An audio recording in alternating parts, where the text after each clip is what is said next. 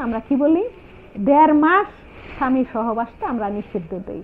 এটা আমাদের ধর্মীয় ভাবেও আছে এবং আমরাও বলি, কারণ ওই জিনিসটাকেই ব্যাখ্যা করে, ওই কোরআনকে ব্যাখ্যা করে আমার এই বিজ্ঞানটা। আমি ব্যাখ্যাটা বলতেছি, গর্ভফুলটা কি আমার এত বড় থাকে, তাহলে জরায়ুর 30% এরিয়াতে আমার গর্ভফুলটা থাকে, তাহলে ডেলিভারি পরে আমার গর্ভফুলটা সেপারেশন হয়ে যায়।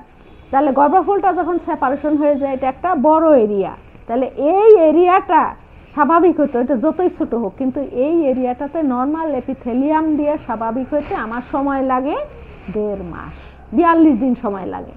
তাহলে 42 দিনের মধ্যে সে যদি স্বামী সহবাস করে, তাহলে কি হবে? এটা বাইরের একটা জিনিস, এর ভিতরে অনেক রোগ জীবাণু থাকে, তাহলে কি হবে? র এরিয়াতে ইনফেকশন সহজেই হয়ে যাবে।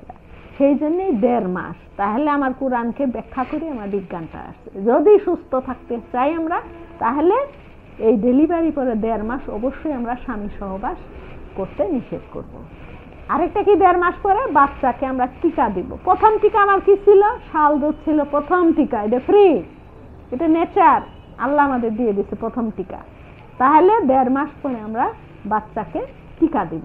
তাহলে 1.5 মাস পর্যন্ত আমরা মিটিং বন্ধ, 1.5 মাস পরে বাচ্চাকে টিকা দিব। তারপরে কি 6 মাস হলো বাচ্চাকে শুধুমাত্র বুকের দুধ খাওয়াবো। এটা আমরা বারবার বলে দিব, আমরা ডকুমেন্টারি আমরা লিখেও দিব যে 6 মাস বাচ্চাকে শুধুমাত্র বুকের দুধ। এবং বুকের দুধের আরো যা অন্যান্য ইনফরমেশন, সেটা যদি আপনারা জানতে চান, তাহলে দয়া করে আমার ব্রেস্ট ফিডিং এর উপরে অনেক ভিডিও দেওয়া আছে, সেগুলোতে আপনারা যদি ফলো দেন, তাহলে আপনারা অবশ্যই সেগুলো জানতে পারবেন। এবং আরো জানার থাকলে আমাকে নক দিবেন, আমাকে কমেন্ট দিবেন, আমি অবশ্যই আপনাদের চেষ্টা করব এটার উত্তর দিতে।